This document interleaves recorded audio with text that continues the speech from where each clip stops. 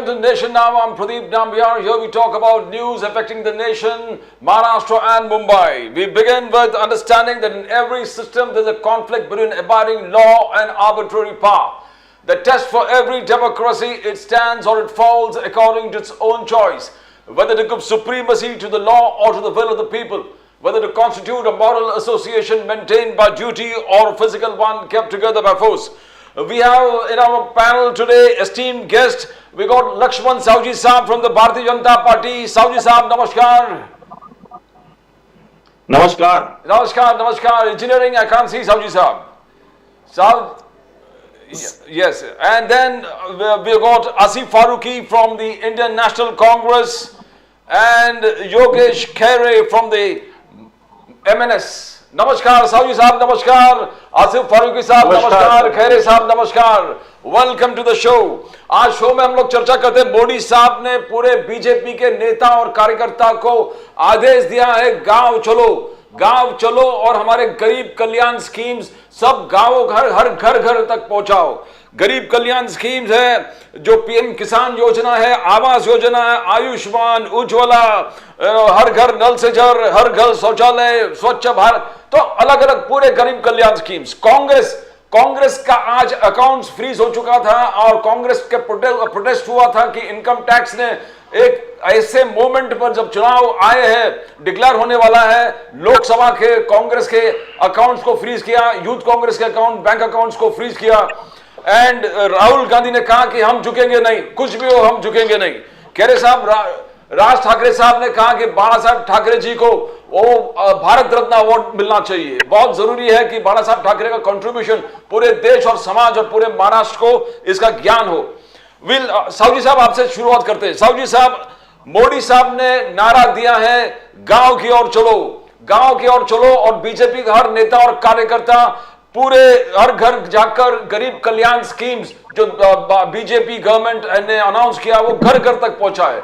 और same time उन्होंने आलोचना किया है कि इंडिया अलायंस अब बचा नहीं है, इंडिया अलायंस के जितने घटक दल से फूट चुके हैं और इंडिया अलायंस के कांग्रेस ही फूट चुके। साहू जी साहब, आपसे शुरुआत करते हैं। साहू जी साहब, गांव चलो, मोदी जी का नारा, इलेक्शन आया है। साहू जी साहब,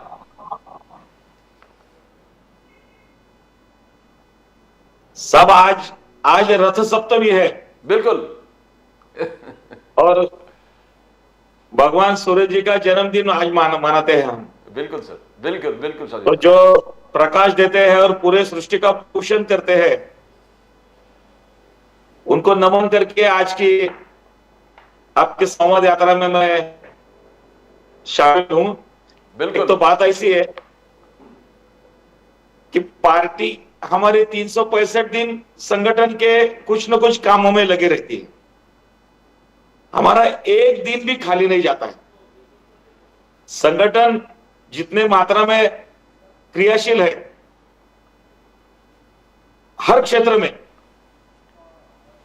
युवाओं में, महिलाओं में, अल्पसंख्यक में, एससी में, एसटी में, लीगल सेल में, मेडिकल सेल में, कामगार क्षेत्र में, उद्योग क्षेत्र में, सभी क्षेत्रों में संगठन जो चलता है तो रोज कुछ न कुछ गतिविधियां होती है। तो अभी जो गतिविधि जो हम बूथ स्तर पर के कार्यकर्ता जो क्रियाशील हुए हैं, तो पहले से हमने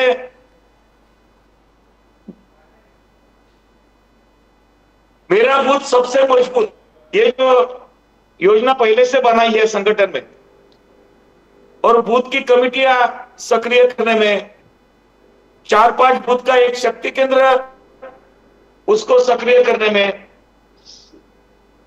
जैसा शक्ति केंद्र है वैसे मंडल स्तर पर के 100 बूथ के एक मंडल है, उससे वहां सक्रिय होने में, और लगातार कुछ न कुछ हमारी गतिविधियां चालू रहती है। तो अभी ऐसा राजनीतिक दल है, तो चुनाव ये 5 साल में कहीं ना कहीं तो आने वाली है। कभी लोकसभा का आएंगे, कभी विधानसभा का आएंगे, कभी लोकल सेल्फ गवर्नमेंट, स्थानीय स्वराज संस्था का आएंगे, या कोई नहीं। तो चुनाव के लिए संगठन, राजकीय दल होते हैं, ये एक बात है, लेकिन सिर्फ चुनाव के लिए नहीं होती है। सामाजिक अभिसरण प्रक्रिया में समाज में जो गतिविधियां चलती है, कोई पुण्यतिथि होती है, कोई जयंती होती है, कोई और कोई समारोह होता है, तो संगठन मजबूत होने के लिए जो हमेशा गतिविधियां होती है, तो अभी संगठन को हमने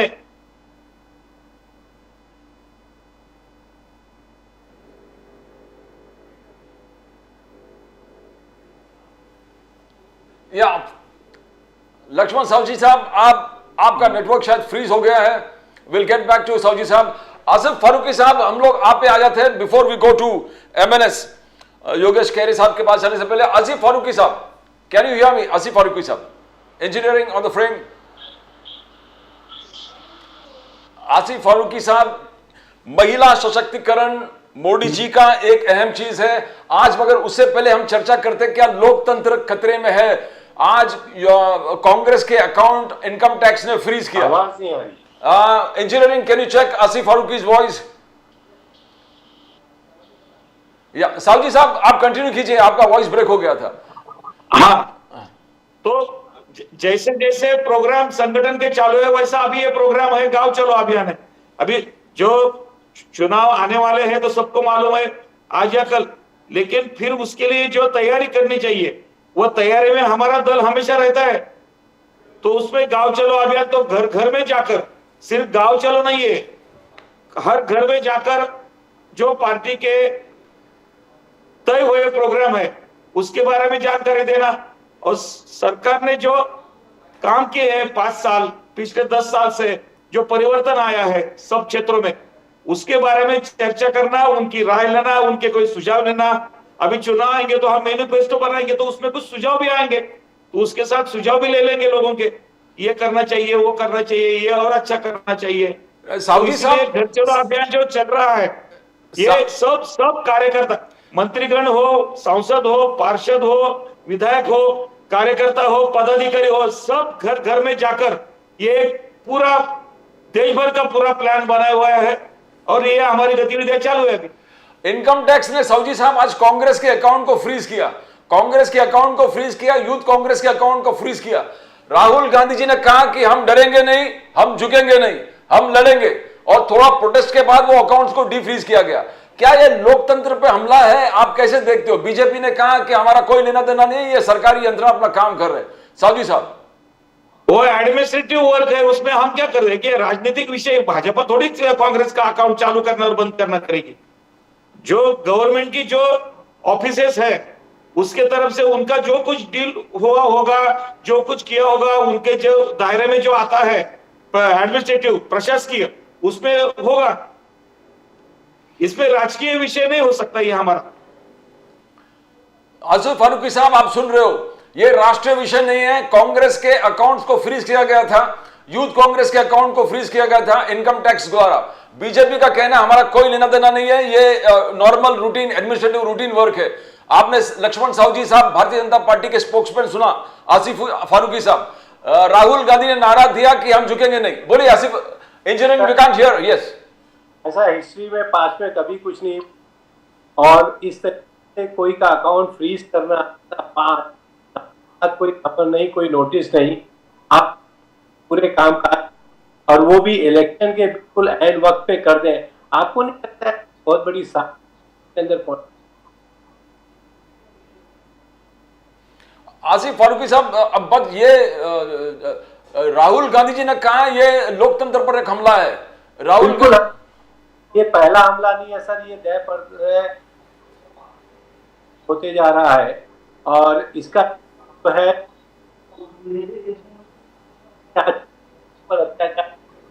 किसानों को बोलने जा रहा है और उसमें को बोलने नहीं दिया जा रहा है। अगर लगा के उनको बाहर कर दिया जाता है तो मुझको लगता है वो बहुत बड़ा, और अब पब्लिक ही दे पाएगी, वरना पार्टी तो अब अच्छे तरीके से इन लोग करना शुरू कर दिया है कि एक बड़े नेता को, और उसको डालना बात हुई। महिला सशक्तिकरण एक बहुत बड़ा विषय है। आसिफ फारूकी साहब, आज मोदी साहब ने ये नमो ड्रोन योजना शुरू किया है, जब महिलाओं को ड्रोन का ट्रेनिंग दे रहे, ड्रोन और महिलाओं को जो दीदी है 3 करोड़ लाखपति दीदी बनाने वाला वो वादा किया है, 3 करोड़ लाखपति दीदी, और महिलाओं को ड्रोन जो एग्रीकल्चर में सपोर्ट करेंगे, यानी महिलाओं ड्रोन भी चलाने का प्रशिक्षण देंगे और ड्रोन के सहायता से एग्रीकल्चर यानी कृषि में उनका कैसे उपयोग करें, और महिलाओं को ड्रोन देने का वादा भी मोदी ने जी किया। तो ये फारूकी साहब, ये महिला सशक्तिकरण का क्या ये उत्तम उदाहरण आप देख रहे हो? सर, ये फ्लावरी वर्ड्स और फ्लावरी चीजों का तरीके से बीजेपी बहुत ही और कांग्रेस पार्टी या उसके नेता इन सब काम करके दिया है।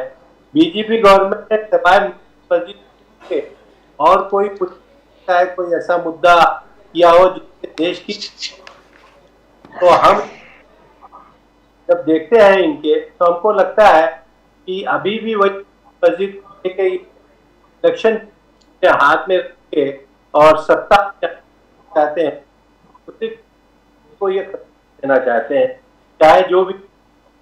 और तरीके से कांग्रेस हाउस को क्या है और दूसरी पार्टियों को जिस तरीके से तोड़ा है इन्होंने। आसिफ फारूकी साहब, मैं आपका थोड़ा वॉइस में क्रैकिंग हो रहा है, इंजीनियरिंग सॉल्व करेंगे। मैं योगेश खैरे साहब के पास जाता हूं। योगेश खैरे साहब, महिला सशक्तिकरण आपने सुना, आज नमो योजना, engineering at the same time, you can please correct Asif Farooqui साहब। ये महिला सशक्तिकरण कार्यक्रम आपने नमो योजना सुना, महिलाओं को ड्रोन का अभ्यास देना, सिखाना, ड्रोन ऑपरेट करने के लिए, ड्रोन के माध्यम से महिला एग्रीकल्चर किसान सेवा में उसको उपयोग करेंगे, महिलाओं को ड्रोन दे देंगे। मोदी जी बार बार नारी शक्ति वंदन अधिनियम और तरह तरह के स्कीम्स के माध्यम से, मैं यही इसलिए चर्चा कर रहा हूं बिकॉज शर्मिला ठाकरे जी आज हर कॉन्स्टिट्यूंसी घूम रहे महाराष्ट्र में। शर्मिला ठाकरे जी ने भी कहा कि महिला सशक्तिकरण में एमएनएस बहुत ध्यान देने वाला है और शर्मिला ठाकरे जी खुद महिला सशक्तिकरण में बहुत एक्टिव पार्ट लेने वाले हैं। योगेश खैरे साहब, नहीं, ये जो केंद्र सरकार की ओर से जो ये नई योजनाएं ला रहे हैं महिलाओं के लिए, तो ये तो अच्छी बात है और इसकी स्वागत भी करना चाहिए, इसमें कोई दोहरा नहीं है। लेकिन ये जब ये बड़ी बड़ी नाम देके जब ये योजनाएं आ रही है तो वो ठीक तरह से वो इम्प्लीमेंट भी होनी चाहिए। और जो बाकी की जो योजना है, बहुत सी योजनाएं आज तक आई, उसको उस पर भी गौर करना चाहिए कि कितनी योजनाओं पर पूरे सशक्त तरीके से इम्प्लीमेंटेशन हुआ है, वो भी देखना चाहिए। अभी वो स्मार्ट सिटी जैसी योजनाएं आई, लेकिन उनका क्या अभी स्टेटस है आप देख सकते हैं। तो योजनाएं जो लाई जा रही है महिलाओं के लिए, तो ये तो अच्छी बात है, लेकिन ये इम्प्लीमेंट भी अच्छी तरह से होने चाहिए और उसका लाभ ठीक तरह से भारत की जो महिलाएं हैं उनकी ओर पहुंचना चाहिए। और साहू साहब, बात यह है कि जैसे एमएनएस के स्पोक्स पर्सन योगेश खैरे ने जो किया कि जितने योजना है गरीब कल्याण स्कीम वो गरीब जनता तक पहुंचना चाहिए।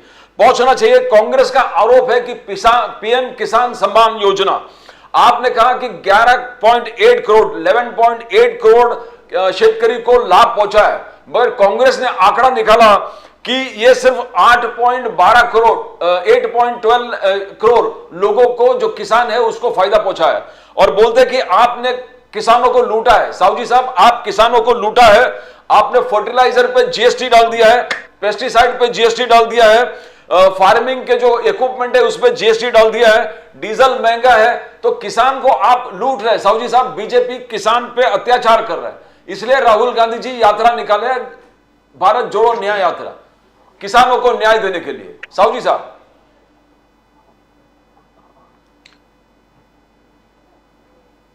नहीं, कांग्रेस के प्रवक्ता या कांग्रेस के नेता क्या कह रहे हैं ये ठीक है, उनका रोल वो अदा कर रहे हैं,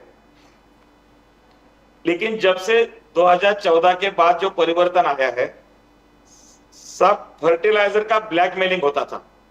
फर्टिलाइजर के दुकानों के आगे लाइनें लगानी पड़ती थी फर्टिलाइजर के लिए। उसके बाद में उसमें जो यूरिया मिला जाता था तो उसमें ब्लैकमेलिंग होता था, इसलिए उसके ऊपर प्रक्रिया करके बाद में फर्टिलाइजर के लाइनें बंद हो गई, उसमें का ब्लैकमेलिंग बंद हो गया। बहुत छोटी छोटी बातों में सरकार ने सोचा है कि किसान को तकलीफ कैसी न हो, और ऐसे कई मायने हैं।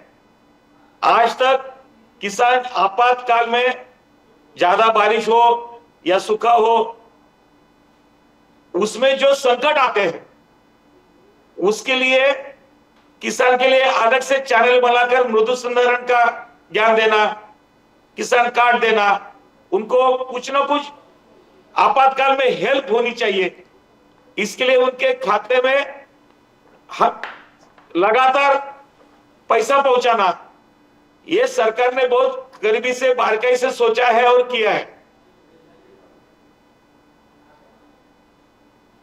पानी का पहला प्रॉब्लम क्या था, बिजली का पहला प्रॉब्लम क्या था, अभी उसके लिए सोलर ऊर्जा का आगे जो प्रावधान आया है वो ही हुआ है। लेकिन खेती के लिए जो जो काम करने चाहिए, खेती के जब क्रॉप बाहर आता है तो मंडी में जो उनको तकलीफ होती थी उसके लिए जो प्रावधान करने चाहिए थे, सीधा ग्राहक के साथ किसान कैसे पहुंचेगा या किसान के पास सीधा ग्राहक कैसा पहुंचेगा, इसकी चिंता की गई है। 50-60 सालों में जो इसमें तकलीफें होती थी वो तकलीफें दूर करने का काम सरकार ने बहुत अच्छी तरह से किया है। हमारा रवैया वैसा ही है।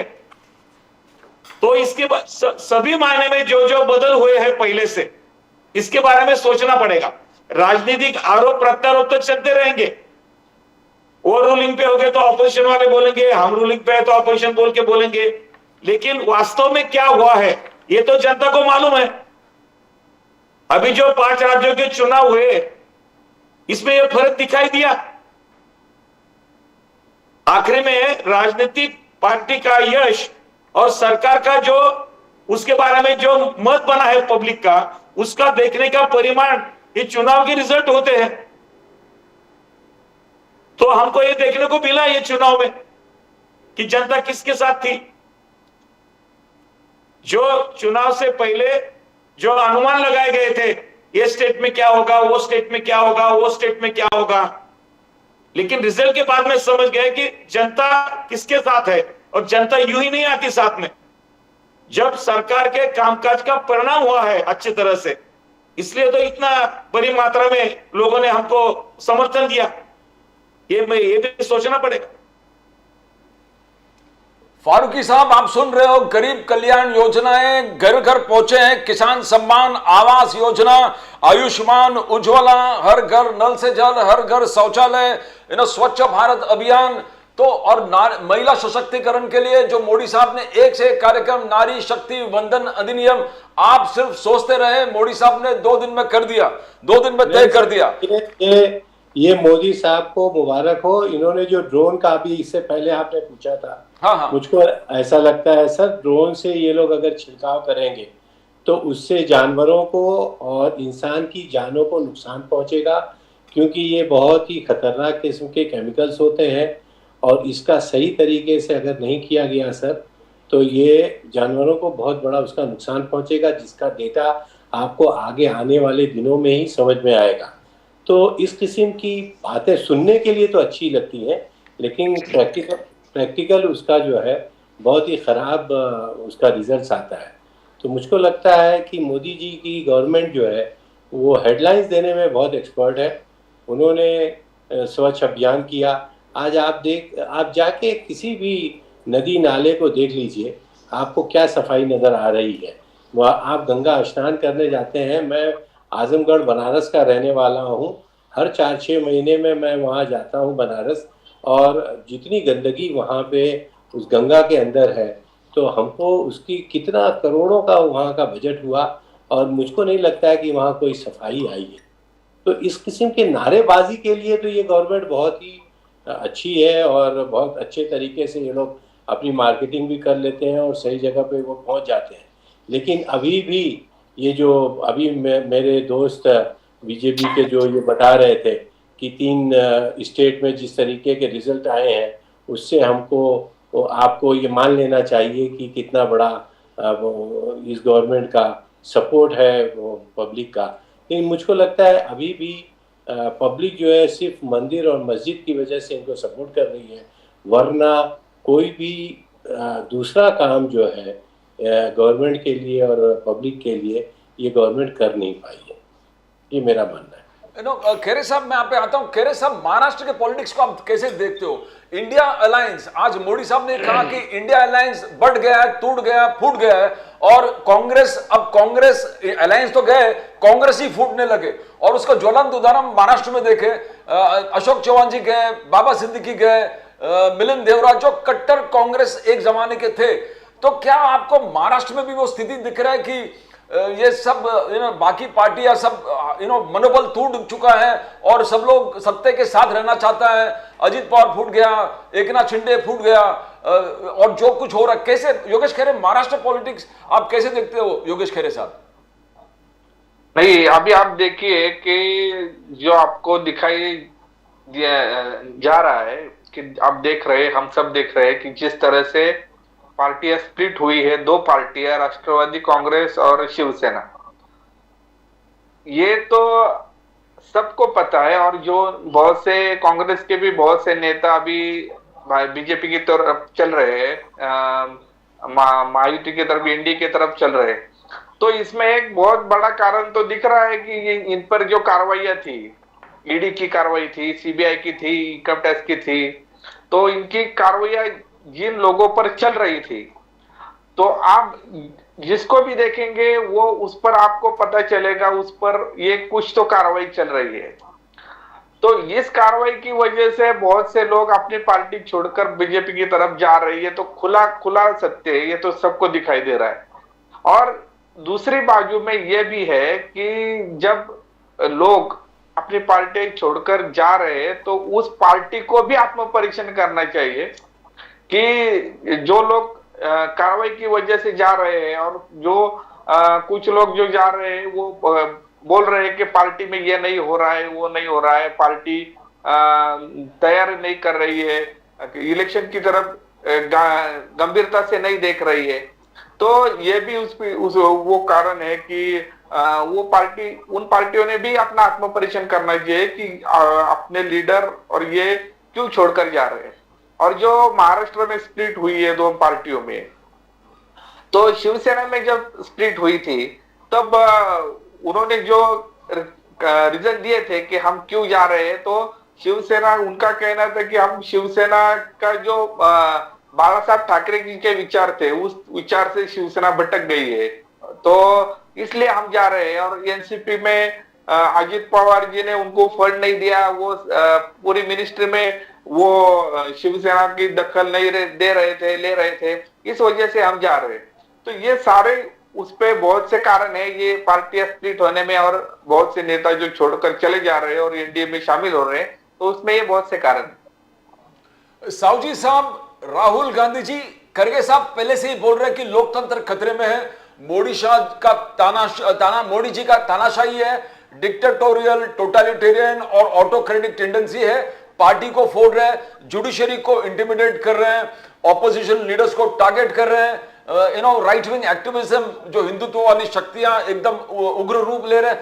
तो यहां पर देखने को आ रहा है, उद्धव ठाकरे जी, शरद पवार, सब लोग कह रहे हैं कि पार्टी फोड़ दिया है, हमारा पार्टी फोड़ दिया है, और ऑर्डर भी आप उन्हीं को दिया, फूटा हुआ पार्टी को असली पार्टी मान रहे हैं। बोले कि जो स्पीकर का ऑर्डर है, इलेक्शन कमीशन का ऑर्डर है, वो पूरा दिल्ली से डिक्टेट करके आते हैं। तो क्या साहू जी साहब, आपने टोटल एक डिक्टेट और तानाशाही यहां पर पैदा कर दिया है कि हमारे साथ रहो या जेल में रहो, और जो हमारे साथ आए उस हिसाब। तो आप ये राहुल गांधी जो आरोप, क्या सच लग रहा है? अभी धीरे धीरे सबको सच लगने लगा है, सब फूट रहे। अशोक चौहान फूट गया, बाबा सिद्दीकी फूट गए, मिलिंद देवरा जो कट्टर कांग्रेसी, जमाने से कट्टर कांग्रेसी है, सब फूट के बीजेपी और एनडीए में ज्वाइन करे। साहू जी साहब, ये तानाशाही कब तक चलेगा? सब बात ऐसी है,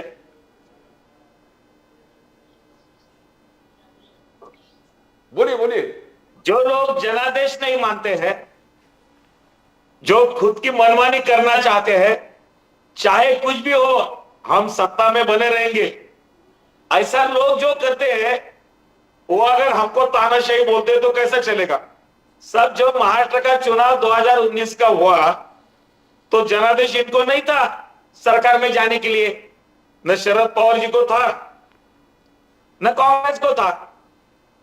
जनादेश जो था वो जनादेश को ठुकरा कर जिन्होंने सरकार बनाया, वो कौन सी शाही थी? तानाशाही के ऊपर भी कोई और शाही है क्या? इसके बारे में सोचना पड़ेगा। क्या लोगों को मालूम नहीं है? जनता जानती नहीं ये सभी ने क्यों किया तिकड़मबाजी? जिन्होंने जनता ने नकार दिया था सत्ता में आप नहीं आ सकते, ऐसे उनके आंकड़े थे, ऐसे उनके रिजल्ट थे। फिर जनादेश जो दिया था भाजपा सेना अलायंस को, तो फिर सेना को बाजू को लेकर ये कौन सी तानाशाही थी? तानाशाही हम कैसे कर सकते हैं? अगर हम तानाशाही कर सकते हैं, मोदी जी तानाशाही करते, तो टूटे हुए बिखरे हुए दल हमको क्यों मिलते थे? आज चौहान जैसे कद्दावर नेता इतने साल की अपनी मेहनत छोड़कर जब हमारे साथ आते हैं, तो ये देश की जो विकास की जो रफ्तार से चल रही यात्रा, उसमें ये लोग शामिल होना चाहते हैं। ये सबसे ज्यादा सोचना पड़ेगा। सभी जगह से जिन्होंने हमारे साथ अलायंस किया, जो हमारे साथ आए, ये हमारे नेतृत्व के ऊपर विश्वास उन्होंने जताया है, और उन्होंने खुद के नेतृत्व पर उनका विश्वास नहीं रहा, इसका द्योतक है, ये मानना पड़ेगा। हमारा इतना संगठन हमेशा चलते हुए भी जो लोग हमारे पास आ रहे हैं, जो हमारे साथ आना चाहते हैं, मोदी जी ने जो 10 साल में केंद्र सरकार में जिस तरह से देश में और देश के बाहर भारत की इमेज बनाई है, इसको अनदेखा नहीं कर सकते हैं। आज पूरी G20 का जिस तरह से लीडरशिप हमारे पास आया, जिस तरह से हमारी इमेज गई विदेशों में, जिस तरह से विदेशों में जिस तरह से वहां युद्ध चालू है, तो युद्ध विराम के लिए हमारी मध्यस्थता वहां स्वीकार होती है। जो विदेशी जो मेहमान आज हमारे पास आते हैं, जो हमने आर्थिक नीतियों में जो बदलाव किए हैं, जिस तरह से निर्यात का धोरण हमने बनाया है, जिस तरह से भारत को आत्मनिर्भर किया है, ये सारी चीजें लेकर जो दूसरे दल में जो लोग हैं वो हमारे पास आ रहे हैं, ये हमारे शीर्षस्थ नेतृत्व के ऊपर विश्वास करके आ रहे हैं।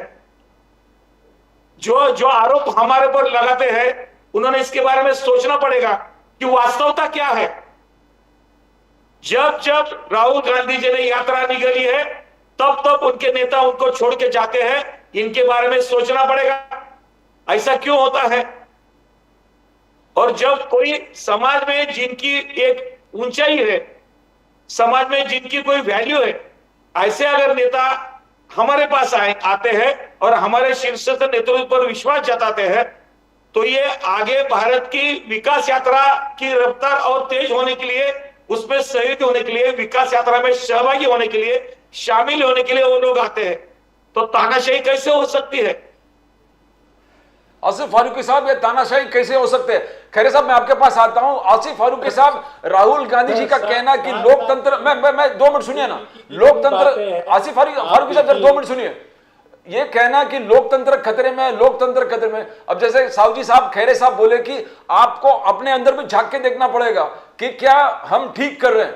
अशोक चौहान जी ने बोला कि हमारे नेतृत्व 2024 में मोदी जी से टक्कर नहीं ले सकते और कोई स्ट्रेटेजी दिख नहीं रहा है, कोई प्लान दिख नहीं रहा है। अशोक चौहान जी का कहना है। अशोक चौहान जी, मिलिंद देवरा, बाबा सिद्दीकी, ये सब दिग्गज नेता कांग्रेस छोड़ के जा रहे हैं, तो सिर्फ लोकतंत्र खतरे में है ये बोल के आप चाल सकते हो, या अंदर अपने आप को भी अंदर झांकना पड़ेगा जैसे साहू साहब और खैरे साहब बोल रहे हैं?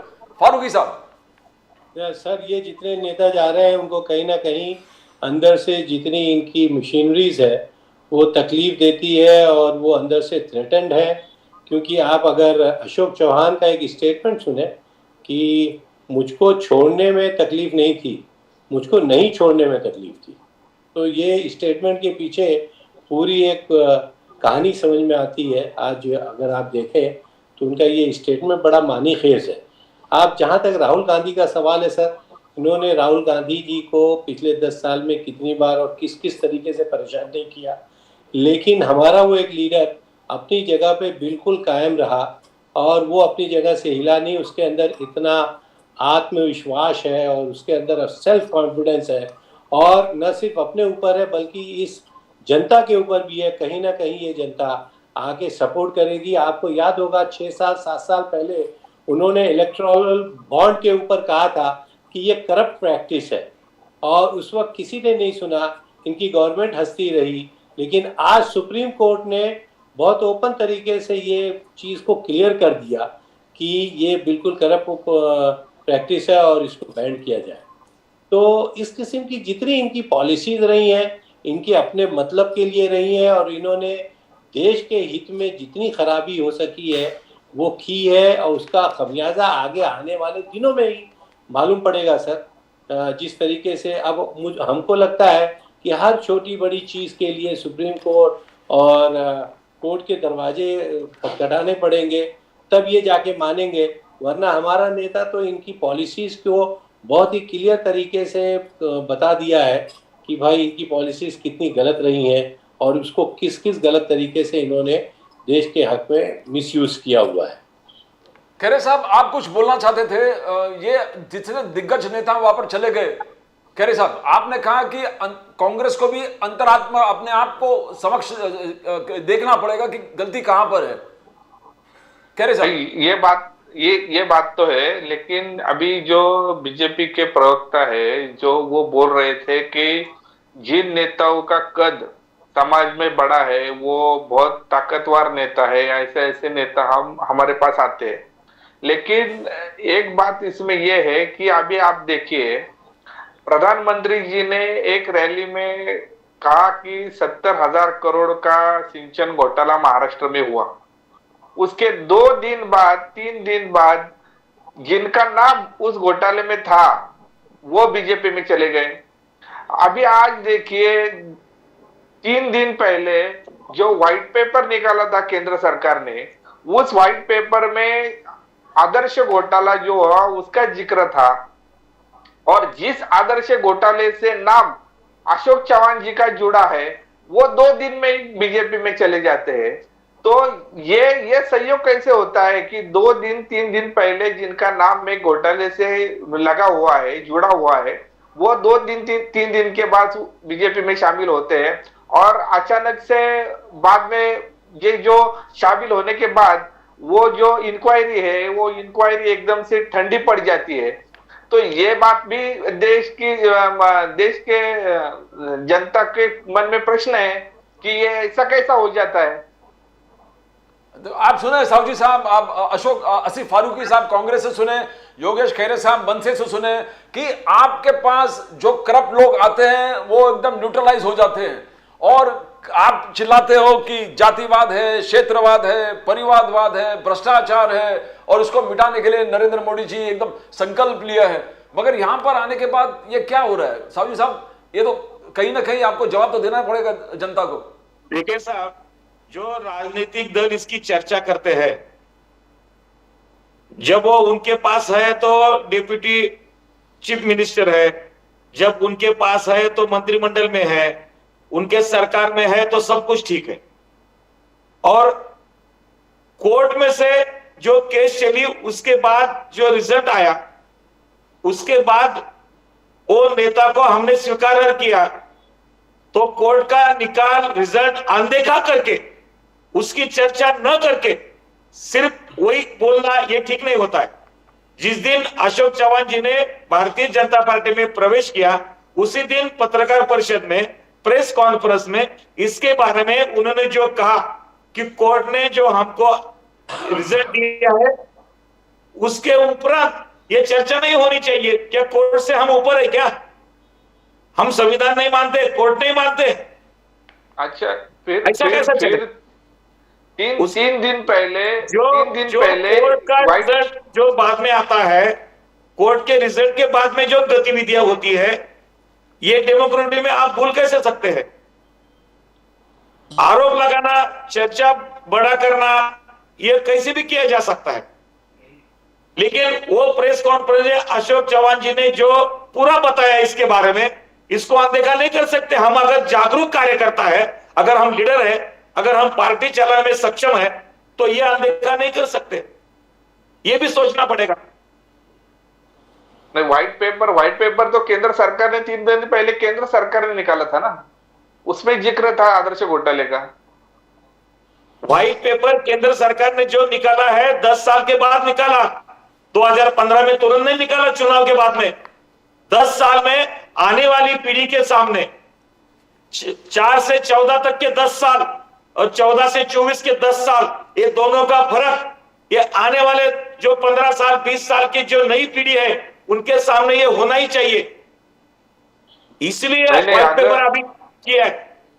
और व्हाइट पेपर का जिक्र किस बार में है, जो जो बदलाव हुए हैं, जो जो सुधार हुए हैं, जो जो योजनाएं हुई है, ये तो कोई ढक नहीं सकता है। देश के सामने जो चुनौतियां थी, जो समस्याएं थी, क्या देश के सामने आतंकवाद का मामला नहीं था? आतंकवाद की समस्या नहीं थी? 370 हटाकर आज कश्मीर का जो वातावरण बना है, ये बदलाव नहीं हुआ है? क्या देश के सामने सिर्फ मंदिर मस्जिद का झगड़ा लगा के जिन्होंने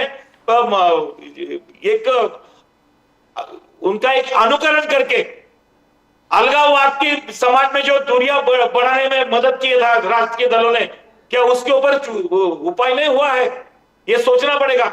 आज युवा आत्मनिर्भर बनने जा रहा है, जो हमारी निर्यात होने जा रही है, जिस तरीके से उद्योग क्षेत्र में बदलाव है, जिस तरह से शिक्षा नीति में बदलाव हो रहा है, जिस तरह से एरोप्लेन में जो क्रांति हुई है, विमान एयरपोर्ट पे इसमें जो हुआ है, जिस तरह से रास्ते हुए हैं, जिस तरह से सुधार हुए हैं, जिस तरह से ब्रिजेस हुए हैं, टनल हुए हैं, जिस तरह से रेलवे में बदलाव हुए हैं, जिस तरह में स्वास्थ्य के क्षेत्र में, आरोग्य क्षेत्र में जो बदलाव हुए हैं, ये कोई इसके लिए व्हाइट पेपर आना ही चाहिए, क्योंकि ये समस्याएं हमारे सामने थी, ये समस्याएं हमने हल की है, और आगे करने के लिए क्या क्या करना चाहिए, इसके लिए आने वाले पीढ़ी को, आने वाले प्रशासन को, आने वाले राजकीय दलों को, सबके सामने पूरा विषय का ब्यौरा चाहिए। इसलिए व्हाइट पेपर आया है।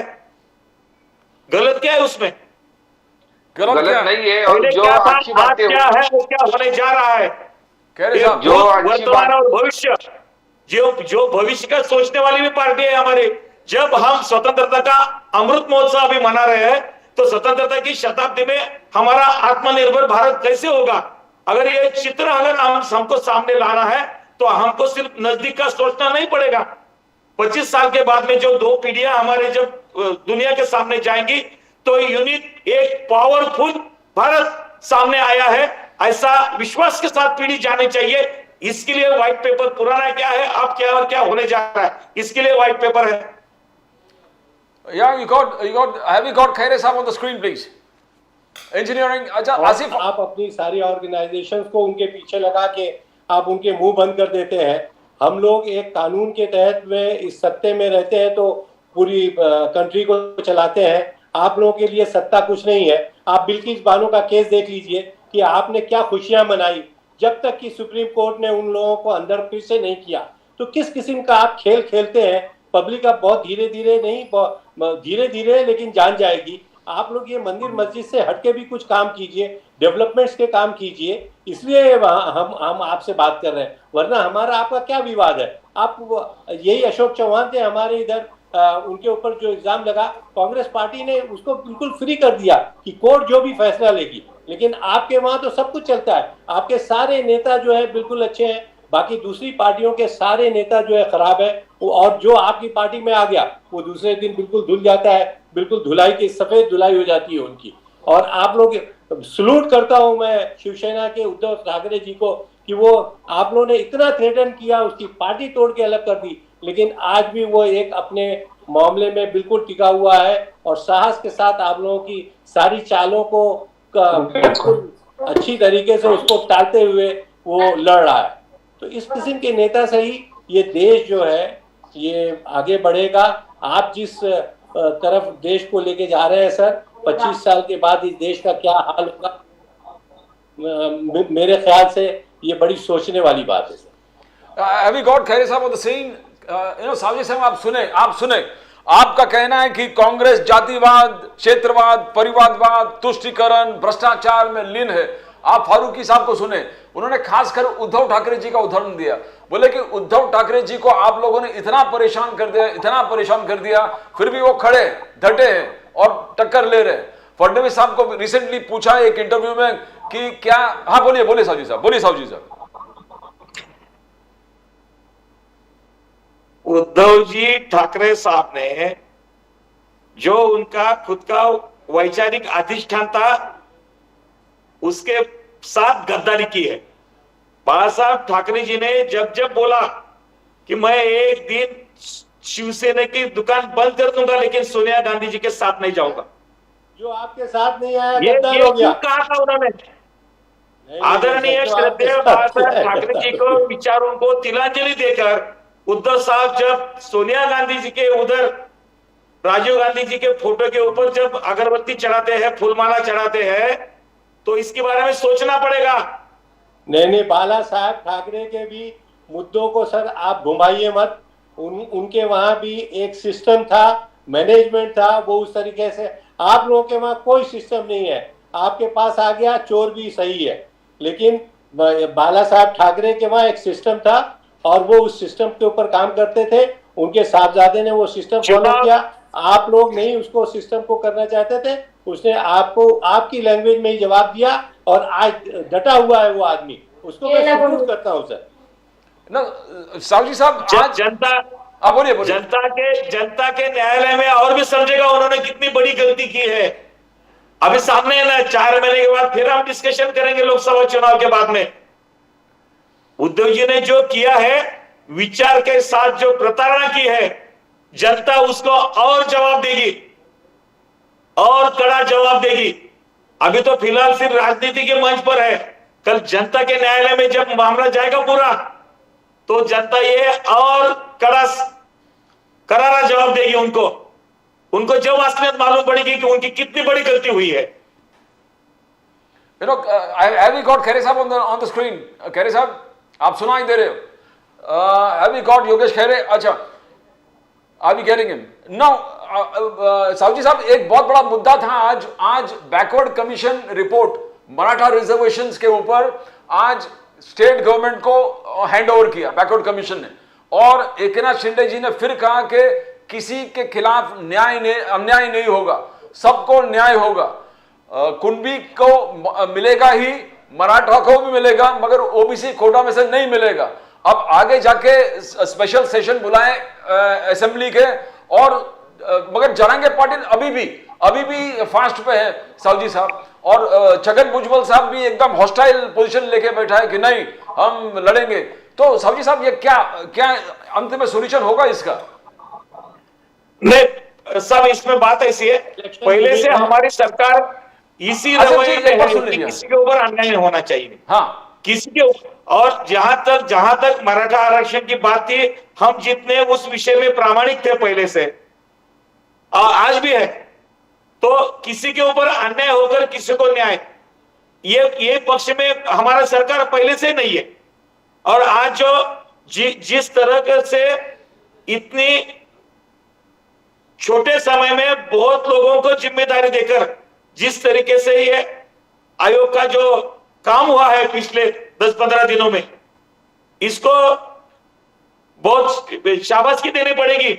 इससे पहले पूरी देश में इससे पहले इतने जल्द गति से ऐसा कोई काम नहीं हुआ है। और ये हमको समाज में समानता चाहिए, समाज में झगड़े हमको नहीं चाहिए। ये इसलिए हमारी सरकार कर रही है, ये तो मानना ही पड़ेगा। इससे पहले ये सवाल कभी आए नहीं। जब से 2014 में सरकार हमारी आई, उसके बाद में आरक्षण के मुद्दे सामने आने लगे। फिर भी आरक्षण के मुद्दे जब सामने आए, उसको न्याय देने की भूमिका होनी चाहिए। और ज्यादा से ज्यादा लोगों को, ज्यादा से ज्यादा युवाओं को, ज्यादा से ज्यादा महिलाओं को, ज्यादा से ज्यादा लोगों को न्याय कैसे मिले, इसी पक्ष में हम है। अभी इसके बारे में जो बहुत गहराई से जो चर्चा चल रही है सरकार में, आज के आयोग के इसके ऊपर मत के ऊपर, तो ये भी सोचना पड़ेगा कि हमको समाज में झगड़े लगाने नहीं है, हमको समाज एकत्रित चाहिए। देश के सामने जो चुनौती है वो चुनौतियों को अनदेखा करने के लिए ये झगड़े नहीं कारण होने चाहिए। इसके लिए हम सब सक्षमता से, समर्थता से इस समस्या का हल निकालने में जुटे हुए हैं और किसी के दिल में हमारे ऊपर अन्याय हुआ ये भाव नहीं होना चाहिए। इसके लिए सरकार पूरी तरह से प्रयत्नशील है। उसका ये अभी जो आह्वान चल रहा है, फार्मर्स को डील कर रहे हैं, ड्रोन से अटैक कर रहे हैं। सर, हम इस गवर्नमेंट को शर्म आना चाहिए।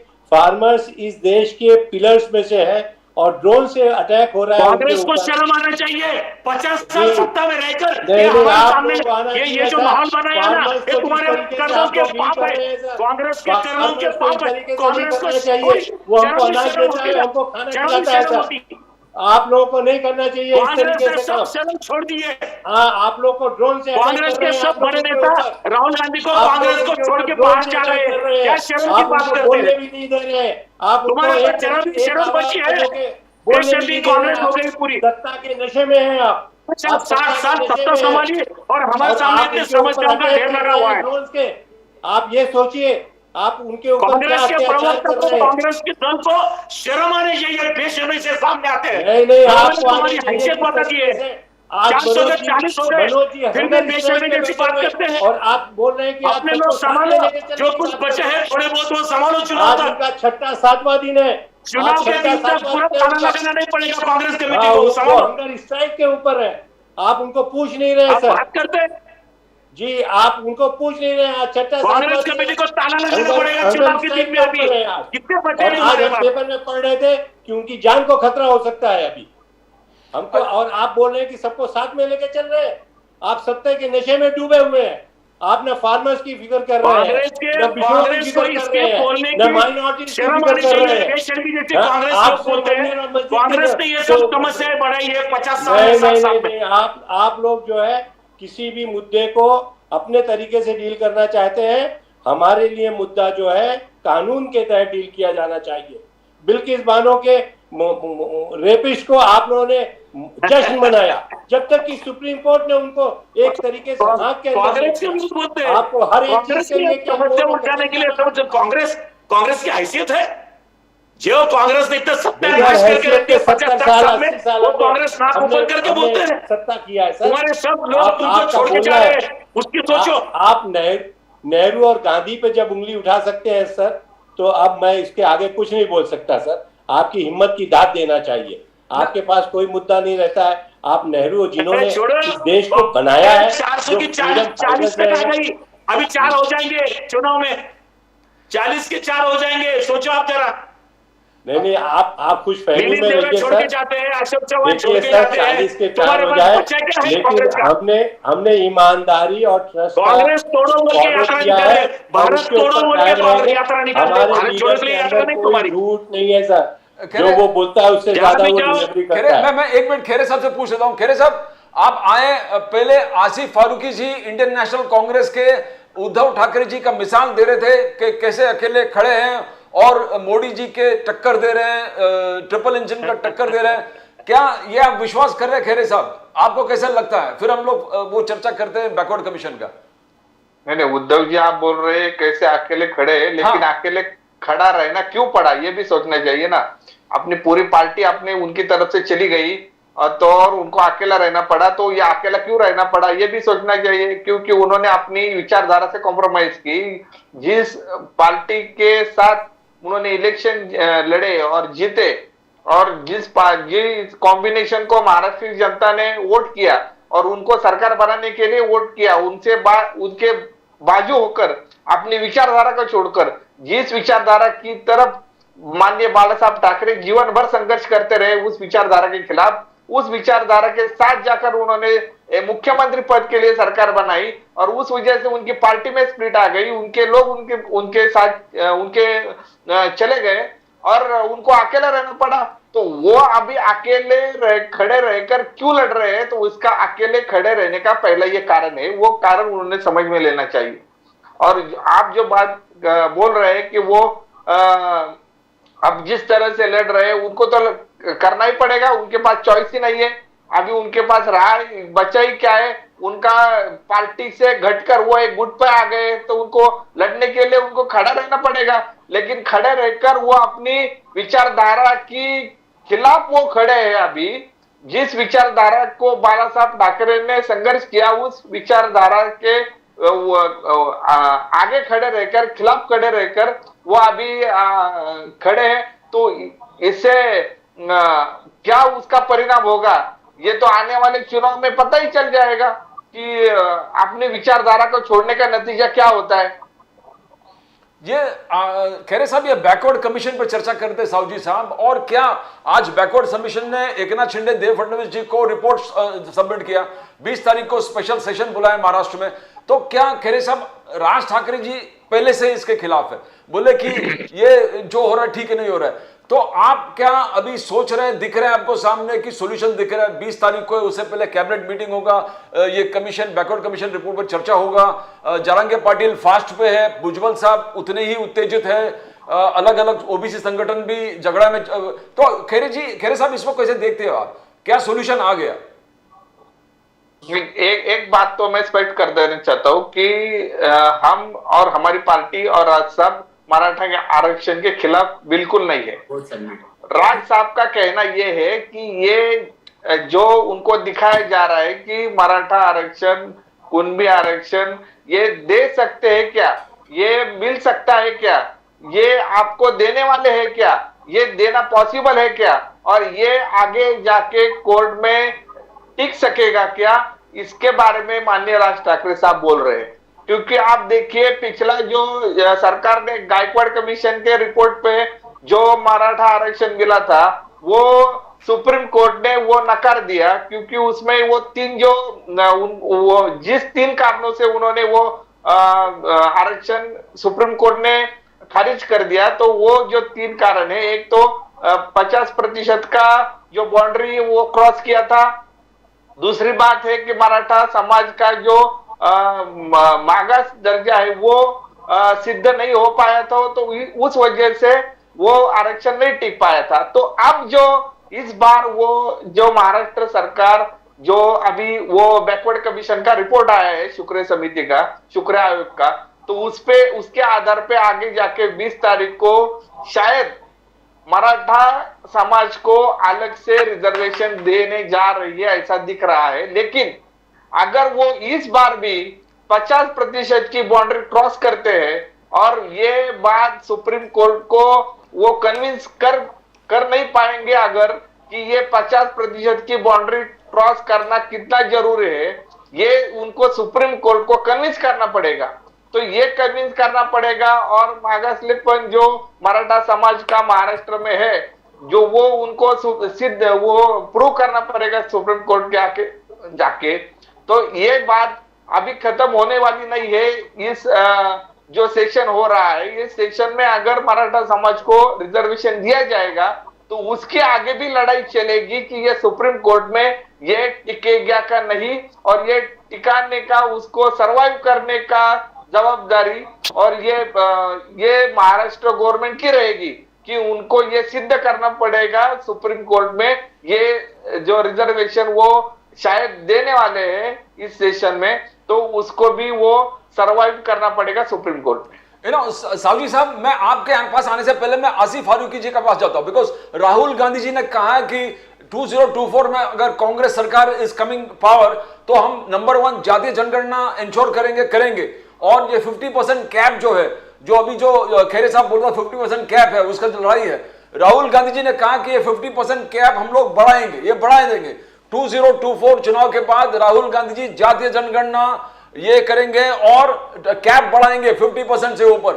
आसिफ फारूकी साहब, साहू साहब पहले आसिफ फारूकी साहब को पूछता हूं। आसिफ फारूकी साहब, राहुल गांधी जी जो हर चीज का वादा और सॉल्यूशन बोलते हैं हमारे पास है, फार्मर्स एमएसपी, राहुल गांधी जी बोल रहे हैं कि 2024 के बाद मैं एमएसपी दूंगा, जातीय जनगणना मैं तुरंत करूंगा 2024 चुनाव जीत के आने के बाद, और जो कहा 50% कैप जो है, जो अभी खैरे साहब और साहू साहब बोल रहे थे, वो कैप को बढ़ाएंगे और वो इतना बढ़ाएंगे कि रिजर्वेशन सब फिट हो जाए उसमें। फारूकी साहब, राहुल गांधी सर देखिए, हमारी गवर्नमेंट जो है डेवलपमेंट और समाज सुधार के लिए काम करती है, न कि किसी जाति के लिए, कोई सिंगल कम्युनिटी के लिए करती है, ये देश की जनता के लिए काम करती है।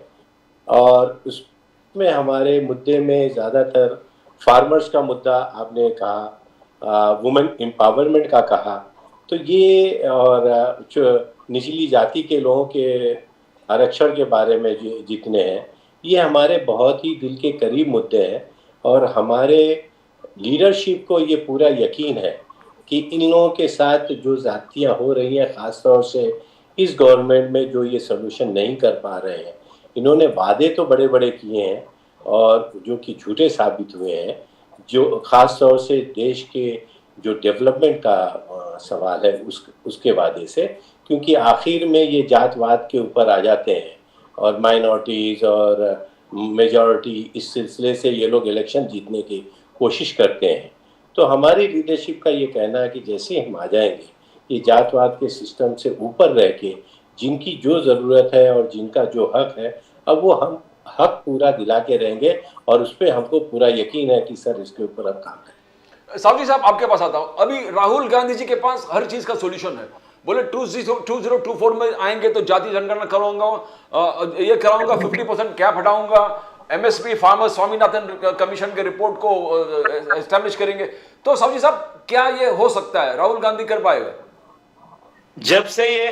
जब से ये आरक्षण का विषय सामने आया है और जिस तरीके से ये मसले को हमने शासन ने बहुत गहराई से सोचा है, तो जब से हमने हमारे मुख्यमंत्री जी ने, हमारे लीडर साहब ने, एकनाथ जी शिंदे हो, देवेंद्र जी हो या अजित पवार जी हो, इन्होंने पहले से इसके बारे में कहा था कि इसका 2 दिन का एक स्वतंत्र अधिवेशन लेकर ये विषय को हमको न्याय देना है। और इसके लिए जो जो प्रशासनिक गतिविधियां जो होने के लिए जो समय चाहिए था, वो समय में वो प्रशासनिक गतिविधियां अभी होने जा रही है। और अभी जो अधिवेशन खास तौर पर लिया है, इसका मतलब ये मामले में हम कितना गहराई से सोचते हैं, ये इसका एक द्योतक है। दूसरी बात, जब राहुल गांधी कहेंगे, कांग्रेस कहेंगे और कोई कहेंगे इनको करने के लिए 50-60 साल पड़े थे ना, उन्होंने सब नहीं किया, इसलिए तो विषय सामने आया है। अभी क्या बोल रहे हैं, हम करेंगे वो करेंगे। अगर इनको करना होता तो 50 साल इनको किसने रोका था करने के लिए? तो इनकी मनगढ़ंत बातें, ये अभी 400 के 40 हो गए, 40 से अभी 10-15 हो जाएंगे ये चुनाव में। ये क्या बोलते हैं, हम ये करेंगे वो करेंगे? इनके है क्या, रहा क्या कांग्रेस का उधर? पे खुश रहिए सर, कुछ भी बात करते हैं, आप खुश रहिए सर। 70 कुछ भी बात करते हैं। नहीं, आप यही बोल के खुश रहिए कि राहुल गांधी क्या करेंगे। 70 साल कांग्रेस ने काम किया है। 50-60 साल में इनको किसने रोका था ये सब करने के लिए? किसने रोका था इनको? इनसे कुछ हुआ नहीं है, इसलिए तो ये समस्या बढ़ गई है। आज जो समस्या सामने क्यों आ रही है? इनके पास सत्ता थी, इसलिए इनको सिर्फ सत्ता चाहिए थी, इनको समाज से कोई लेन देन नहीं था। अगर समाज के साथ इनकी कोई नजदीकियां होती तो ये समस्या उभर कर नहीं आती थी। सारे अभी बोल रहे हो हम गरीबी हटाएंगे, अब हम समझकर सुलझाएंगे। 50 साल इनके हाथ हमने बांध के रखे थे क्या करने के लिए? पूरा इतना बड़ा गवर्नमेंट था, केंद्र में गवर्नमेंट, पूरे राज्यों में गवर्नमेंट, झेडपी इनकी, पंचायत इनकी, कॉर्पोरेशन इनके, पूरी बैंक इनके, सब इनके पास था। इनके पास सब था। खैरे साहब बोलिए, खैरे साहब बोलिए। ईडी और सीआईए और डीआईए, अभी क्या बात करते हैं, ये करेंगे हमने यूज नहीं किया सर। विश्वास ही नहीं रहा जनता का अभी। खैरे साहब कुछ इनके पास जनता का विश्वास है नहीं, इनके नेताओं का है, कार्यकर्ताओं का। कानून के मैं बीजेपी के जो प्रवक्ता है उनसे पूछना चाहता हूँ कि मराठा आरक्षण अगर सुप्रीम कोर्ट में उसको सर्वाइव करना है तो 50% की जो कैप है वो निकालनी पड़ेगी, क्योंकि 50% से आगे जो बॉर्डर क्रॉस हो गया अभी मराठा आरक्षण देने में। तो मैं बीजेपी के जो प्रवक्ता है उनसे पूछना चाहता हूं कि कांग्रेस करेगी, उन्होंने वादा किया है, वो बात की बात है, लेकिन आप अभी गवर्नमेंट में है तो आपने अभी तक वो 50% की जो कैप है वो निकालने की कोशिश क्यों नहीं की? करेक्ट जवाब दीजिए आप। सावजी साहब, मैं मनसे के जो योगेश जी प्रवक्ता है, योगेश खैरे, मैं उनको बहुत विनय से कहता हूं कि ये आरक्षण के लिए जो अपनी सरकार, हमारी सरकार जो प्रयास कर रही है वो न्याय देकर रहेगी। आप चिंता बिल्कुल मत करो। आपको वो जल्लोश में आना पड़ेगा, हम बुलाएंगे आपको। योगेश जी जरूर आएंगे। अच्छा साहू जी साहब, will come to the last lap of the programme. Sahu ji साहब, मोदी साहब ने कहा कि इसके बारे में शक आप मत करो। साहू जी साहब, बिल्कुल मोदी साहब ने कहा अब की बार 400 पार सीट कितना मिलेगा? 400 पार मोदी साहब का सपना है। महाराष्ट्र में कितना और दिल्ली में, टोटल इंडिया में कितना मिलेगा? साहू जी साहब। नहीं देखो साहब, जब हमारे सामाजिक अभिसरण की जब चर्चा चलती है तो उसमें हम राजनीति नहीं करते, हम आरक्षण विषय में राजनीति करना नहीं चाहते। लेकिन आपने जब बोला है और मुद्दा उठाया है तो सभी क्षेत्रों में आज भारतवर्ष में जो जनता ने मन बनाया है, जिस तरीके से हमको समर्थन मिलता है, जिस तरीके से सभी पार्टियों के बड़े बड़े नेता हमारे पार्टी के साथ हमारे नेतृत्व पर विश्वास रखकर आ रहे हैं और जो वातावरण बन रहा है ना, तो महाराष्ट्र में तो हमने 45+ ये बोला ही है। और आपकी बात 400 पार, ये तो तय है, ये होगा। क्योंकि ये सिर्फ हमारी स्लोगन नहीं है, इसके हमारे पीछे, इसके पीछे परिश्रम है, इसके लिए प्रामाणिकता है, इसके लिए जो काम किए है उसका है। इसके लिए पिछले 2 चुनाव के जो नतीजे है ना, 2014 में हमको 17 करोड़ वोट थे, 2019 के चुनाव में हमको 23 करोड़ वोट पड़े हैं, और अभी हम 35 से 40 करोड़ तक की वोट की तरफ हम जा रहे हैं। और ये विकास धारा में, विकास प्रक्रिया में विश्वास लेकर, जनता का समर्थन लेकर चल रहे हैं। ये सिर्फ राजनीति करने के लिए हम यहां नहीं है, हम भारत के स्वतंत्रता के शताब्दी की जो तरफ जब जा रहे हैं तो भारत कैसा चाहिए और ये भारत कौन बना सकता है, तो मोदी जी के नेतृत्व में जो दल काम कर रहा है वही भारत में, वही उसके ऊपर विश्वास जनता का है और ये होकर रहेगा। आसिफ फारूकी साहब, भारत जोड़ो नया यात्रा 53 से 272 तक पहुंचना है आपको, 272+। क्या जोड़ो नया यात्रा ये कर पाएगा? सर बिल्कुल, ये जिस तरीके से न्याय यात्रा चल रही है और जिस तरीके का हमको रिस्पांस पब्लिक से मिल रहा है, हमको पूरा यकीन है कि इसके खत्म होते होते तक हमारी पॉपुलैरिटी और इनकी सत्ता में रहने का जो नशा है बीजेपी का, वो पब्लिक को बहुत अच्छे से समझ में आ जाएगा। और फेयर और क्लीन इलेक्शन जब होगा तो ईवीएम और जो ये सब साथ में लेके ये करते हैं, उससे हटके अगर ये क्लीन इलेक्शन हो जाएगा तो हम ये आंकड़े को पार कर लेंगे sir. Yogesh engineering, have you got Yogesh Khaire साहब ऑन द स्क्रीन? और तो we come to the end of the program. Thank you Lakshman Sahu ji साहब, 400+ एंड आसिफ फारूकी साहब उतना ही कॉन्फिडेंट है 272 पार करेंगे। Thank you so much for being on the show, it has been a wonderful discussion. बहुत जबरदस्त तरीके से डिस्कशन हो गया। साहू जी साहब, लक्ष्मण साहू जी साहब अयोध्या से बोल रहे हैं, आसिफ फारूकी साहब, लक्ष्मण साहू जी साहब अयोध्या से बोल रहे हैं। आज राम मंदिर पे नहीं साहब, नहीं प्रदीप जी, हाँ थोड़ा बदलाव है। हमारे नेशनल कमिटी के जो परिषद होने जा रही है, हाँ 17-18 को, इसलिए मैं अभी दिल्ली पहुंचा हूं। अच्छा अच्छा। और दिल्ली पहुंचते बोलते टैक्सी में ही मुझे आपका मैसेज आया कि आज डिबेट है करके। तो अभी मैं दिल्ली से बोल रहा हूँ, ये होने के बाद फिर अयोध्या जाएंगे। अभी खैरे साहब से 1 मिनट पूछ लेते हैं। खैरे साहब आगे, खैरे साहब क्या होगा महाराष्ट्र में? मन से जबरदस्त तैयारी कर रहे हैं, राज साहब ठाकरे हर जिला, हर असेंबली में घूम रहे हैं, शर्मिला ठाकरे जी, अमित ठाकरे जी सब जगह जा रहे हैं। आप महाराष्ट्र में क्या वातावरण देख रहे हैं योगेश खैरे साहब?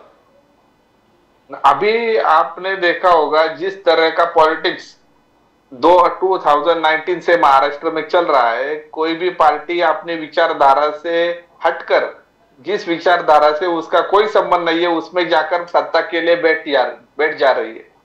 तो अभी महाराष्ट्र नवनिर्माण सेना है, माननीय राज ठाकरे साहब है, तो हमारी तैयारी तो अभी खुद के दम पर चुनाव लड़ने की है और उसका आखिर का फैसला तो राज ठाकरे साहब लेंगे। लेकिन हमारी तैयारी पूरी तरह से चल रही है। हमारे जो नेतागण है वो बहुत से लोकसभा कॉन्स्टिट्यूएंस में जाकर आ रहे हैं। उन्होंने अपनी रिपोर्ट माननीय राज ठाकरे साहब को दी है, किस लोकसभा में हमारी क्या परिस्थिति है उसका आकलन हो चुका है, हमारे कौन उधर से उम्मीदवार इच्छुक है उनका आइडेंटिफिकेशन हो चुका है। तो कौन सी लोकसभा अभी लड़ने की है और कौन उधर कैंडिडेट रहेगा, उस पर प्राथमिक चर्चा अभी पार्टी में चल रही है।